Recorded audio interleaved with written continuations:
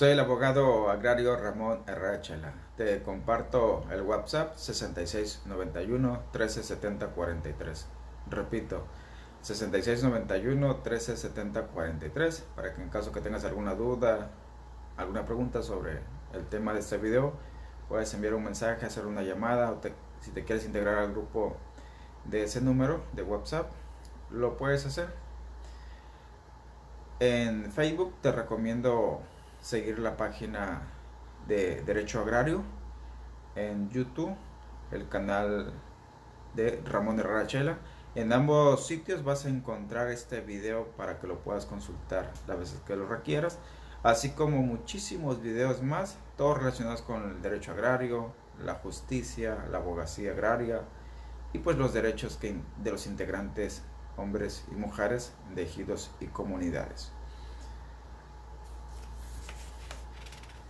Por equidad de género, cuando me refiero a posesionario o ejidatario, abarco ambos géneros, mujeres y hombres, solo singularizo por los tiempos.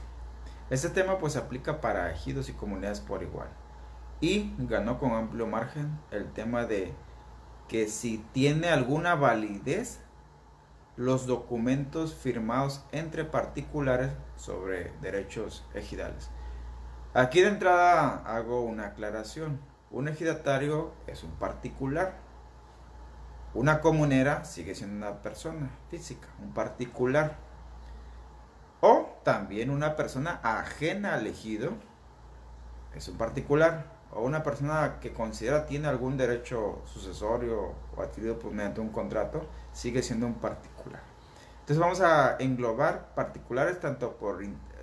vamos a englobar particulares, se refiere tanto a integrantes de un ejido o personas que puedan tener un derecho dentro de un ejido o una comunidad, o bien la ciudadanía en general, por llamarlo de algún modo. Pues entre ellos pueden firmar documentos, una especie de convenio, de contrato, algún acto pues que quede constancia por escrito. De modo que para abordar este tema, que puede tener tantas variantes, lo clasifiqué de la siguiente forma. Si firman un documento, va a depender mucho de qué tipo de documento se trate y cuál sea la finalidad de dicho documento. Por ejemplo, si la finalidad es únicamente ceder o entregar temporalmente la pura posesión física o material, lo más seguro es de que firmen algún contrato de arrendamiento, mediería o de usufructo, entre otros. En este caso, el documento que contiene pues ese contrato sí tiene validez legal. Obviamente nada más para efectos de posesión temporal. Pero, muy importante, estamos hablando que tiene para efectos de posesión, no de titularidad, mucho menos de propiedad.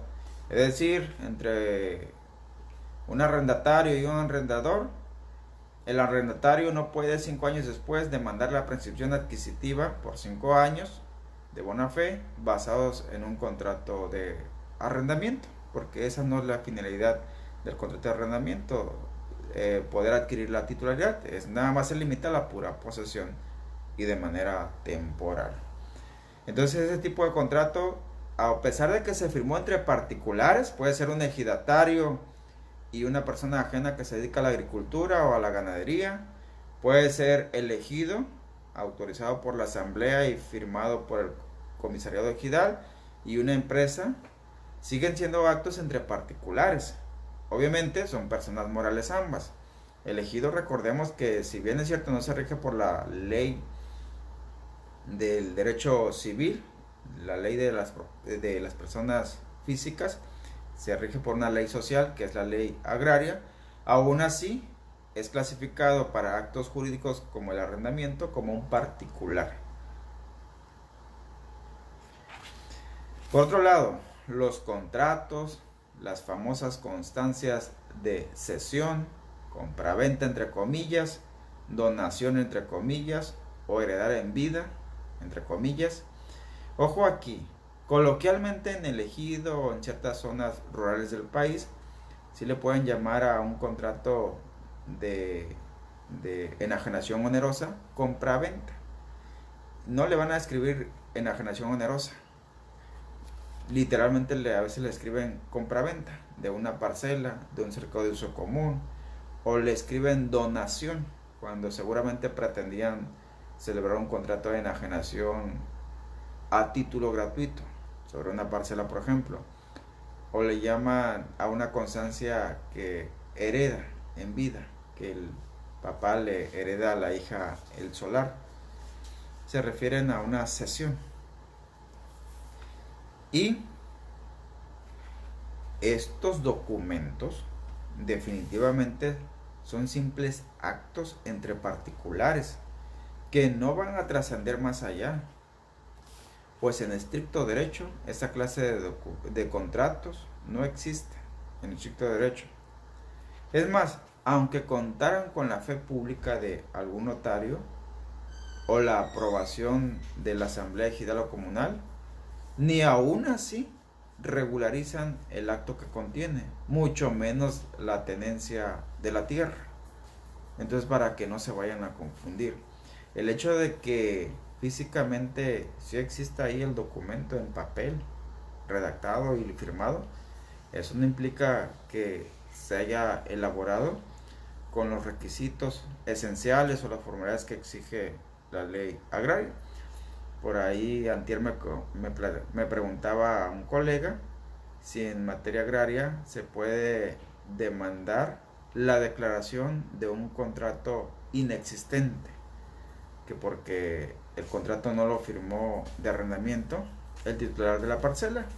Le comenté que en materia agraria no existe tal acción, porque pues físicamente ahí está el contrato, lo firmó un hermano del titular. Y tan así que existe es de que la empresa que arrienda la parcela, pues con eso se justifica el por qué la está trabajando y ocupando. Una cosa muy distinta es demandar la nulidad de dicho contrato de arrendamiento por no apegarse a los requisitos, por ejemplo, de la voluntad, de que ahí falta la voluntad del titular de la parcela y que el hermano no contaba con las facultades, ni el permiso, ni el poder del titular de parcela para haber firmado ese contrato de arrendamiento. Esa es la importancia pues, de contextualizar esta clase de documentos que pueden contener por lo general un contrato o la cesión pues de manera irregular de un derecho de una superficie de tierra. Ahora bien, en el otro grupo se encuentran los documentos que sí pretenden ceder la titularidad, ya sea de una parcela o del derecho sobre tierras de uso común a través de su certificado, coloquialmente llamado certificado de uso común. Para que ese documento pueda tener validez entre particulares, forzosamente se necesita la fe pública de un notario, de acuerdo al artículo 80 de la ley agraria, para que tenga pues efectos legales, validez jurídica ante dependencias públicas como el RAN o en dado caso ante autoridades como el Tribunal Agrario. Porque si ese contrato de enajenación onerosa, que también le llaman compraventa, o enajenación gratuita, que algunos lo entienden como donación, si no reúne esos requisitos, va a carecer de validez legal, si no reúne los requisitos del artículo 80 de la ley agraria. Y únicamente va a servir como un indicio ante un pleito o como una prueba del caudal probatorio que hay que llevar. Una prueba que va a ser importante pero no suficiente pues para que te reconozcan un derecho basado en un contrato de enajenación que no fue ratificado ante notario.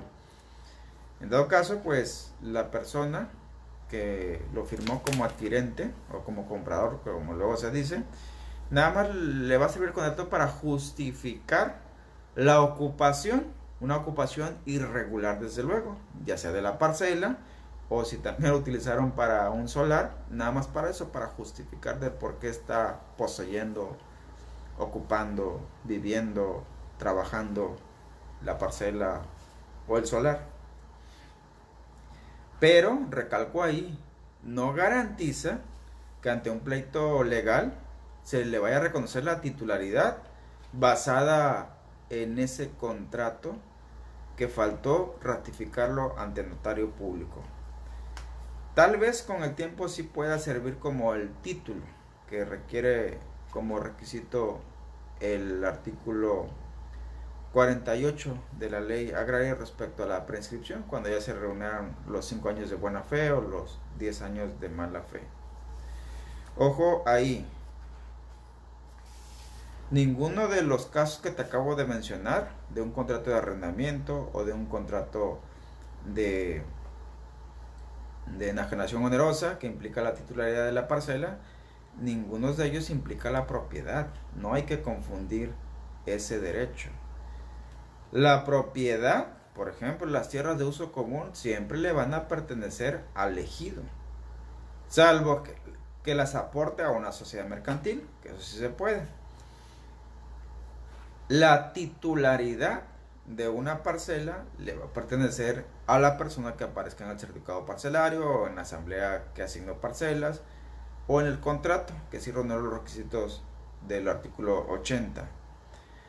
Y hasta que esa parcela adopte el dominio pleno autorizado por la asamblea, hasta entonces sí le va a pertenecer la propiedad a quien aparezca en el título de propiedad, precisamente debidamente inscrito en el registro público de la propiedad. Mientras que los solares, mientras sean irregulares, jamás se puede hablar de propiedad. En estricto derecho, nada más detentan la posesión, la ocupación, el motivo de vivir. Pero la propiedad de un solar irregular o de toda la zona irregular donde se ubica el solar, en estricto derecho sigue perteneciendo al ejido o a la comunidad, en tanto no se regularice a través de algún programa, como antes era CORET, hoy es INSUS, o a través de alguna asamblea de forales especiales, como fue Procede, FANAR, hoy RAJA.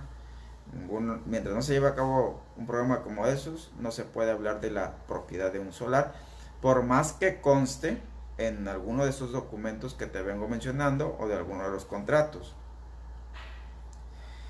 Y por cierto, en relación a los solares, cuando esto ya se regularizan, pues pasan bajo la tutela del derecho civil. Tampoco en el derecho civil son válidos los documentos firmados nada más entre particulares para hablar de la propiedad del solar, que ahora ya es propiedad privada.